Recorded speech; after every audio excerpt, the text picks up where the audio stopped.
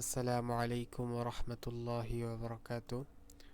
প্রিয় দর্শক, আজ আমরা Adobe Photoshop full course Bangla tutorial এটি সম্পূর্ণ কোর্স আমরা রান করেছি।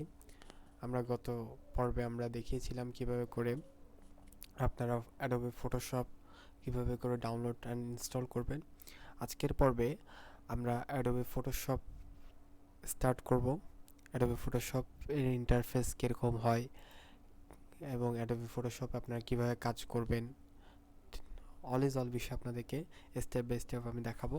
সো আপনাদের সাথে আমি আছি এমডি ফাহিম হাসান, এবং চ্যানেলটি সাবস্ক্রাইব না করে থাকলে চ্যানেলটি সাবস্ক্রাইব করে দিন এবং কমেন্ট বক্সে আপনার মূল্যবান মতামত জানান। সো আজকের পর্বে আমরা অ্যাডোবি ফটোশপে মূলত আপনারা কিভাবে কাজ করবেন সেটি দেখাবো। কিভাবে নিউ প্রজেক্ট নেবেন বা কি কি অ্যাডোবি ফটোশপের কোন কোন ইন্টারফেস আপনাদেরকে জানতে হবে, কোন কোন বিষয়াদি আপনাদেরকে জানতে হবে, সকল বিষয় আপনাদেরকে আজ বলবো। সো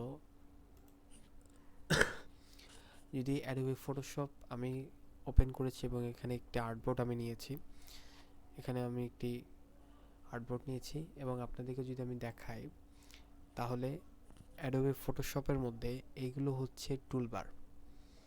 বাম পাশের মধ্যে যত কিছু আছে সবগুলো টুলবার এবং এইগুলো প্রতিটি কাজের জিনিস। মূলত এগুলো দিয়েই সকল কাজ করা হয়। আমরা প্রতিটি টুলবার নিয়ে আলাদা আলাদা ডেডিকেটেড ভিডিও আনবো।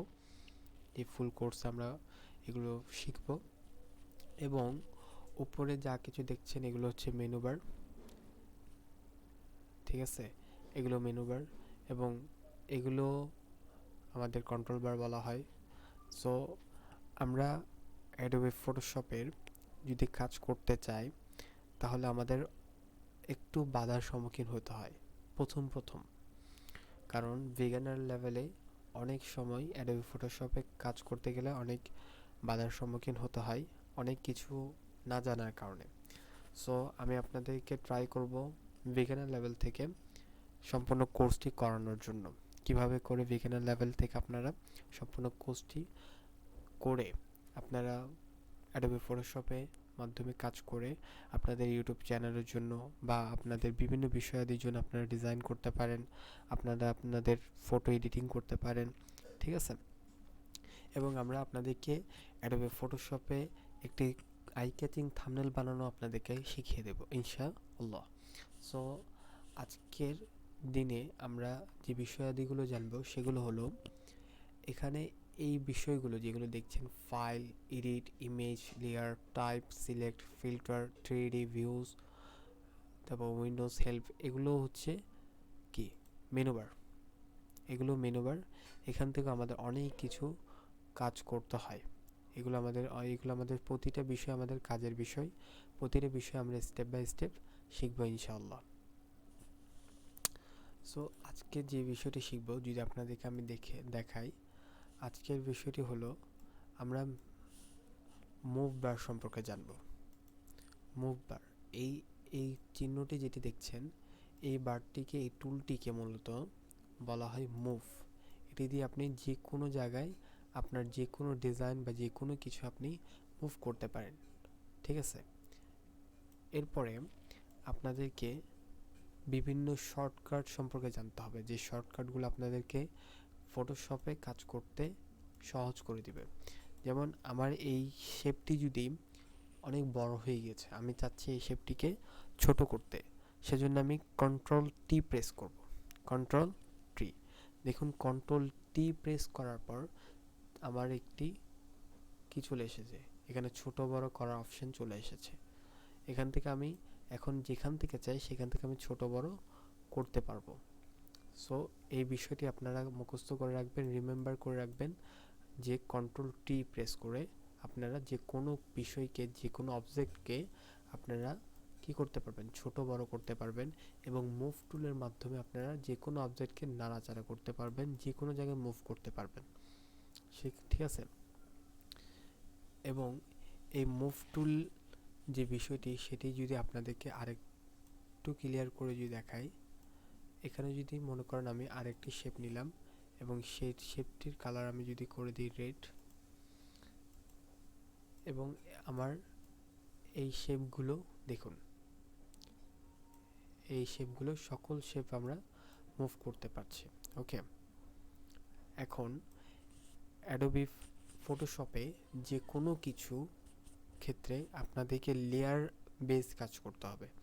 ফটোশপ হলো একটি লেয়ার বেস কাজ করার জায়গা। এখানে আপনাদেরকে লেয়ার ক্রিয়েট করে তারপর আপনাদেরকে কাজ করতে হবে। প্রতিটা বিষয় লেয়ারের উপর ডিপেন্ড করে। যেমন এই রেড কালার যেই শেপটি আছে সেটি মূলত ব্ল্যাক কালার শেপের উপরে। আমরা চাইলে এই ব্ল্যাক কালার শেপটি কিন্তু রেড কালার শেপের উপরে আনতে পারবো না। তাহলে আমাদেরকে কি করতে হবে? তাহলে আমাদেরকে মূলত লেয়ার অপশনে চলে যেতে হবে। লেয়ার অপশন আপনারা কোথায় পাবেন? লেয়ার অপশন এই দেখুন পাশে, ডান পাশে লেয়ার্স একটি অপশন আছে। যদি এখানে না পারে আপনারা উইন্ডোজে চলে যাবেন, উইন্ডোজ থেকে লেয়ার্স অপশনে ক্লিক করলে লেয়ার্স অপশন পেয়ে যাবেন। ঠিক আছে, এবং এই লেয়ার অপশনে আপনারা কিভাবে কাজ করবেন, লেয়ার অপশন সম্পর্কে আপনাদেরকে ফুল ধারণা দেওয়ার ট্রাই করব। এই দেখুন লেয়ার অপশন, এটাই হচ্ছে যে মূলত আমাদের কাজ করার সবচেয়ে ইম্পর্ট্যান্ট জায়গা। আপনারা যদি লেয়ার বেসের কাজ যদি না জানেন, লেয়ার কিভাবে নিতে হয়, লেয়ার্স কিভাবে ক্রিয়েট করতে হয়, বা লেয়ার্সকে কিভাবে কাস্টমাইজ করতে হয়, কিভাবে সেটিকে কন্ট্রোল করতে হয়, সেগুলো যদি আপনারা না জানেন তাহলে অ্যাডোবি ফটোশপে কাজ করাটা আপনাদের জন্য অনেক কষ্টকর হয়ে যাবে। সো যেমন মনে করুন আমি চাচ্ছি ব্ল্যাক কালারটাকে কি করতে, রেড কালার উপর আনতে।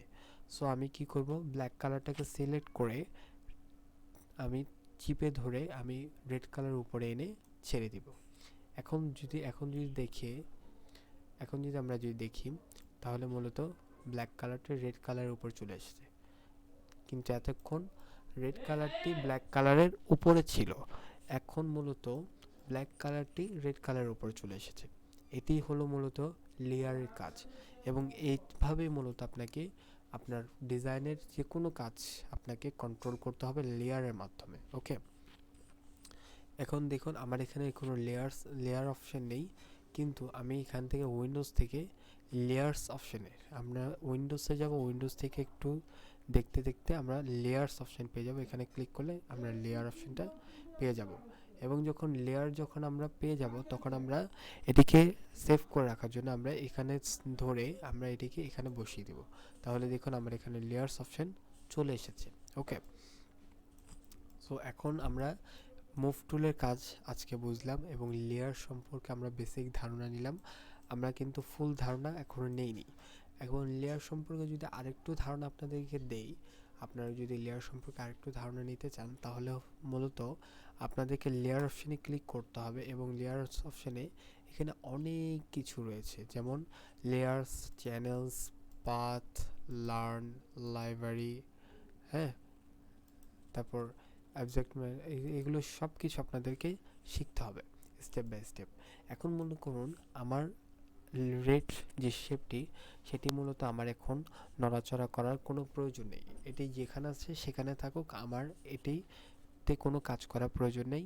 সেজন্য আমি এখানে এটিকে একদম কোনো কাজ না করার জন্য মূলত আমি এখানে এটিকে স্থির রেখে দেব, কারণ আমি যদি কাজ করতে যাই তাহলে এটি নড়ে যাওয়ার সম্ভাবনা বেশি।